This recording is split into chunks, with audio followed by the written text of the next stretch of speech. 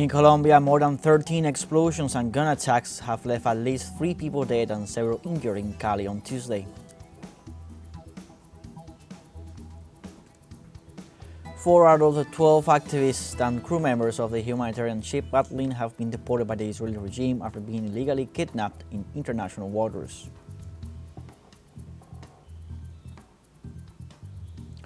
And in Austria, at least 10 people died and 12 were injured during a shooting at a school in the city of Graz.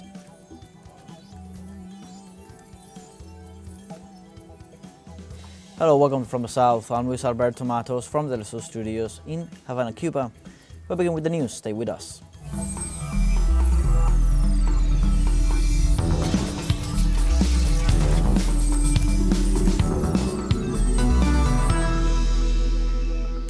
In Colombia, over 13 explosions and gun attacks have left at least 3 people dead and several injured in Cali on Tuesday. The mayor of the city, Alejandro Eder, confirmed that the first violent incident occurred after a motorcycle bomb exploded at the Melendez police station south of the city.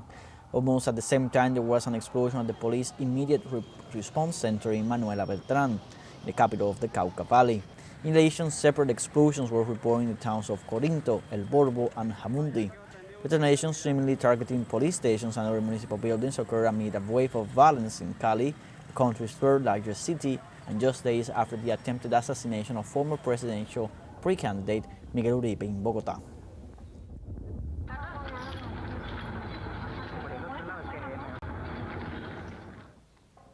And the implementation of social projects promoted by the government of Xiomara Castro led to a decrease in extreme poverty in Honduras of at least 13%. According to an analysis, the national poverty rate was 62.9% between 2021 and 2024 compared to 73.6% under the previous right-wing government.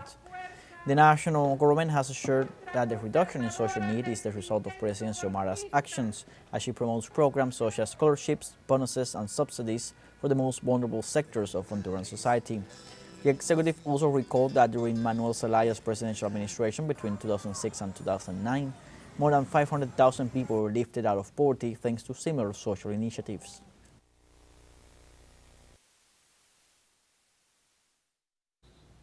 And in Argentina, opposition political parties together with social movements and trade union centers are on alert for the possible arrest of former President Cristina Fernández de Kirchner. During a public act on Monday, Cristina Fernández suggested her possible arrest was directly linked to her nomination to October's legislative election, which poses a threat to the government. This takes place amidst rumors that the Supreme Court of Justice would confirm a 6-year prison sentence for public works fraud, disqualifying her for life from holding public office. The former president called on the people to organize themselves and continue protesting in the streets against Milei's policies of austerity and hunger.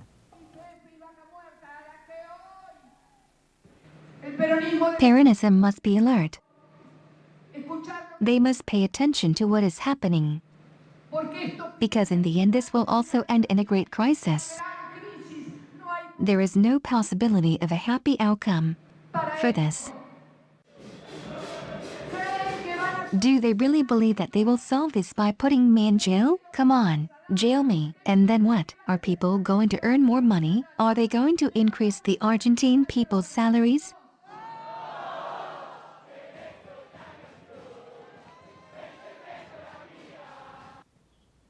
And in the United States, President Donald Trump escalates militarization of Los Angeles and sends another 2,000 National Guard troops to crack down on protests against migrant raids.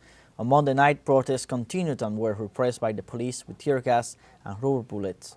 Social movements and activists continue to demand an end to the operations of immigration and customs enforcement officials in Los Angeles, as well as an end to raids and police violence. Over the last few days, U.S. security forces have arrested over 150 protesters and clearly repressed the public.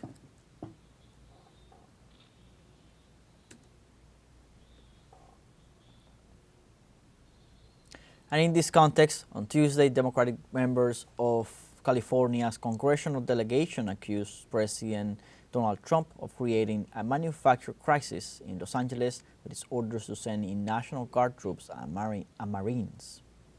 Chaos is the bait, and the switch is a constitutional crisis and power grab.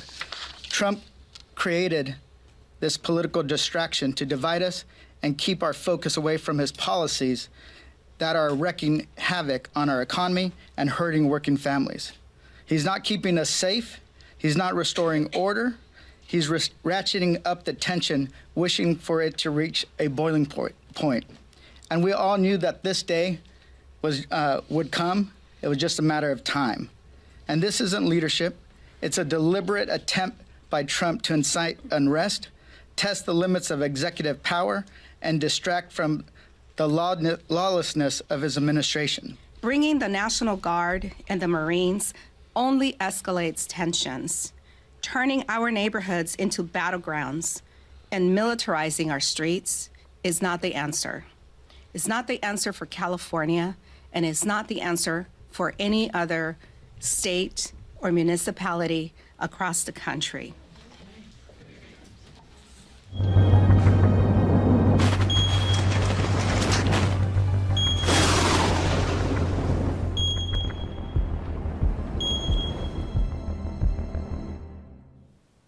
We now go to Central America to learn more about the network of barrier reef reserves in Belize. Let's see more of this unique natural system. El lugar posee la barrera de coral más grande del hemisferio. The site has the largest barrier reef in the northern hemisphere and includes hundreds of sand keys, mangrove forests, coastal lagoons, and estuaries. It is home to several endangered species such as turtles, manatees, and marine crocodiles of the Americas. There are 7 networks that concentrate the different stages of evolution of the reef. Algunas condiciones que afectaban a la zona como la extracción. Some conditions affecting the area, such as offshore oil extraction, development of unsustainable construction projects, and the destruction of marine ecosystems and mangroves, were some of the reasons why in 2009 it was added to the list of World Heritage in Danger, a space that meets the objective of informing the international community of warring situations that may be threatening some of the characteristics that allow the inscription of the space in the list of World Heritage of UNESCO. Dadas las acciones tomadas por el gobierno de Belice, Given the actions taken by the government of Belize, among such as the indefinite postponement of oil exploration and drilling, regulations to protect the mangroves, as well as the elimination of disposable plastic that affects marine ecosystems, among others, in 2018, after a meeting of the World Heritage Committee that took place in the Middle Eastern country of Bahrain, the decision was taken to remove it from the list of World Heritage in Danger. Con las distintas medidas, el gobierno del país centroamericano. With these different measures, the government of the Central American country showed its commitment to protect and safeguard the integrity of the reef, which have been a World Heritage Site declared by UNESCO since 1996.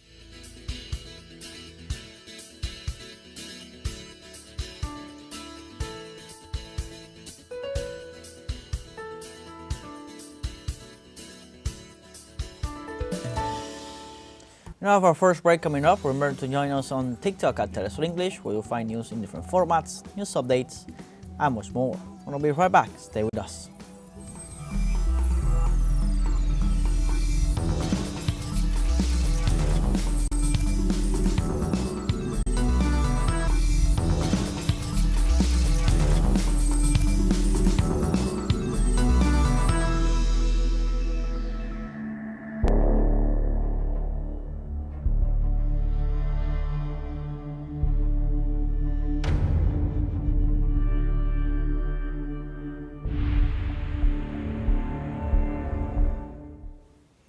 Welcome back.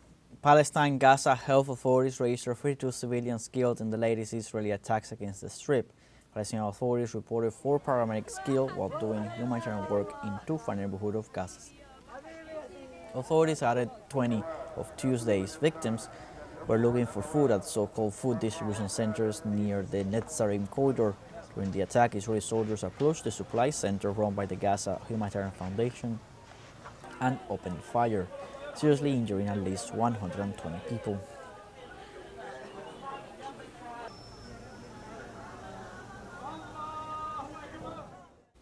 And at least 19 civilians were wounded by Israeli occupation forces in the occupied West Bank city of Nablus on Tuesday after they stormed the city.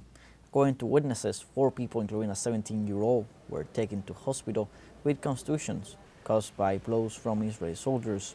The director of the Red Crescent Ambulance and Emergency Center in Nablus, Amit Ahmed, said that emergency teams had treated 15 cases of asphyxiation due to tear gas inhalation. Local media also reported that Zionist troops raided several houses and stores, causing destruction and looting in their wake.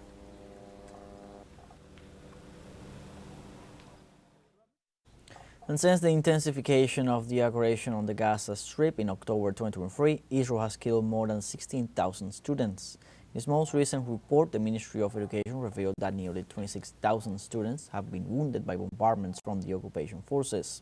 It states that over 900 teachers and education workers have been killed, over 4,000 wounded, and almost 200 detained by Israeli troops. It also states that Israeli aggression has affected more than 400 schools, some of which were run by the United Nations.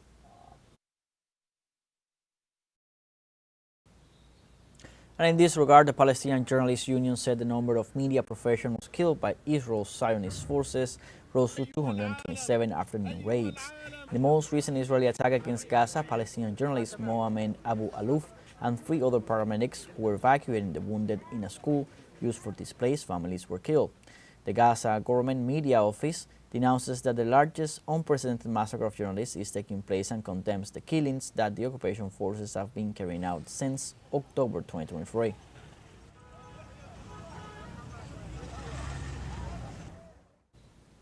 And 4 out of 12 activists and crew members of the humanitarian ship Madlee have been deported by the Israeli regime after being illegally kidnapped in international waters.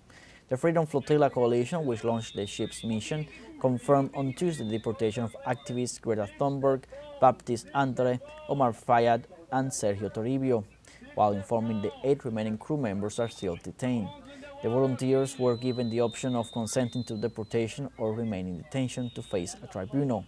In this context, the coalition encouraged some of the activists to agree to expedited return to advocate for the release of their fellow participants. The Madlee crew members' detention has been condemned as illegal, and another Zionist attempt to block the entry of humanitarian aid to the Palestinian enclave. Give me the phone. An activist, Greta Thunberg, arrived in Paris after being deported from Israel following her kidnapping from international waters as part of the Gaza-bound Freedom Flotilla. These were her first statements upon arrival. On international waters, we were illegally attacked and kidnapped by Israel and taken against our will to Israel, where we were detained, and then some of us deported, some are still there.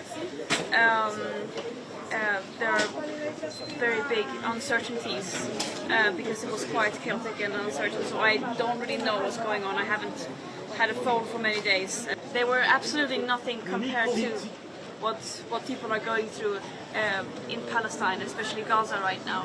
And this is yet another international a violation of international rights, adding to the list of countless of such, especially towards Palestinians, that Israel are committing by blocking and preventing humanitarian aid from entering Gaza.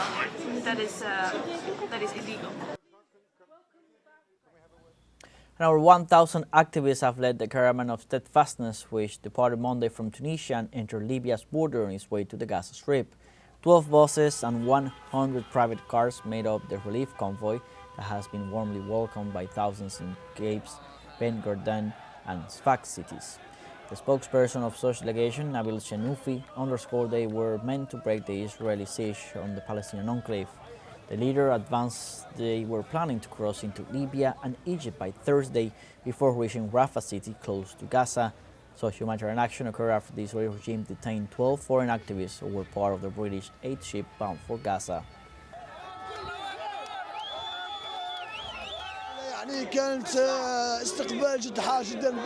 We received a very warm and cheerful welcome here, which is truly encouraging for us from our free Tunisian brothers. God willing, the Maghreb region will unite.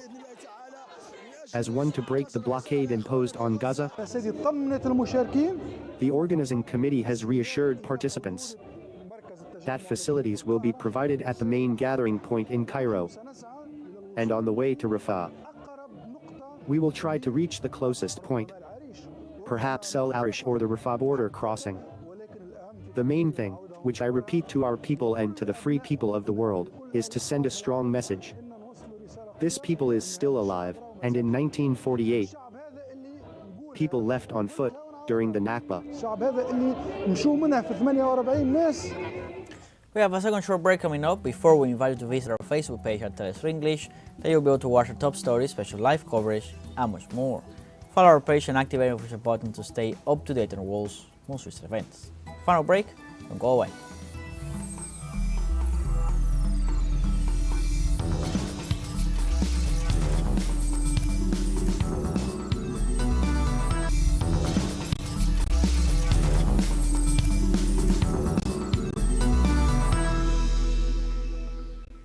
Welcome back. In Austria, at least 10 people died and 12 were injured during a shooting at a school in the city of Graz.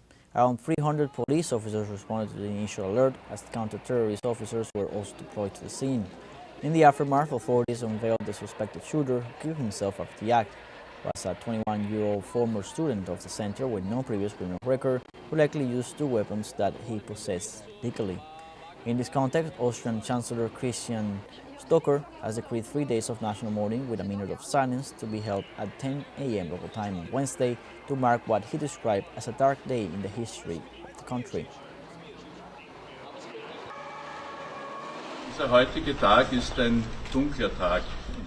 This day is the darkest day in the history of our country. The school shooting is a national tragedy that has deeply shaken us. Through this unimaginable act, 9 people were suddenly torn from their lives. There are no words to express the pain, bewilderment, and grief. The entire Austrian nation is in shock. My thoughts and deepest sympathies are with the bereaved, the families, and those who have lost a child. In the United Kingdom, delegations from China and the United States held second day of trade negotiations in London with the aim of reaching an agreement on exports of strategic goods such as rare earths. The meetings held at the prestigious Lancaster House follow a preliminary agreement reached by representatives of the two countries in Geneva, Switzerland, last month. The talks also come at a sensitive time for both economies, with Chinese exports to the United States falling 34.5% in May, the biggest drop since February 2020. The U.S. delegation includes the Secretary of the Treasury, Scott Bessent, Commerce Secretary Howard Lutnick, and Trade Representative Jamison Geer. The Chinese counterpart is led by Vice Premier He Lifan.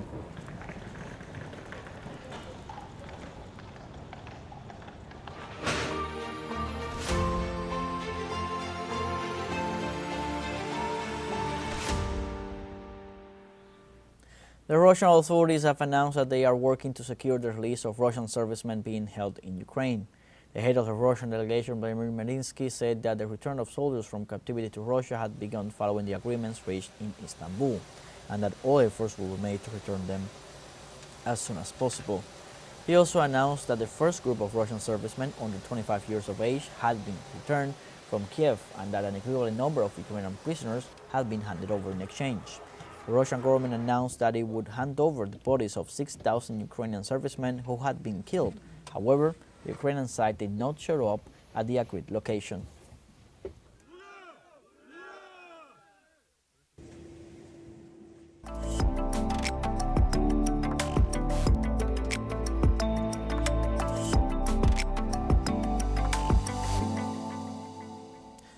In Russia, the award ceremony of the 7th International Contest, Tell the World About Your Homeland, was held in Moscow.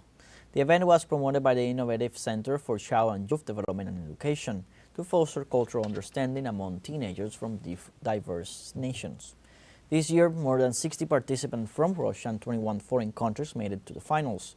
The contest evaluation criteria covered depth of content, quality of presentations, and use of language, Among the outstanding participants were Silvia Fatima from Ecuador, who presented figures from Ecuadorian folklore, and Nikolai Ivanovsky from Russia, who showed a video about a monument that pays tribute to motherhood as a universal value.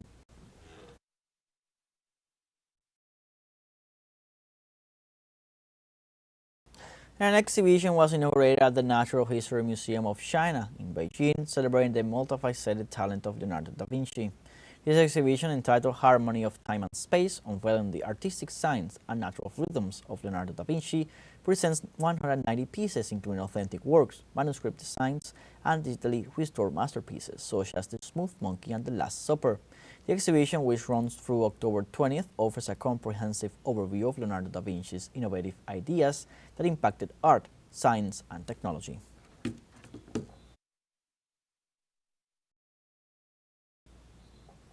And we have come to the end of this news brief. You can find these and many other stories on our website at telesurenglish.net.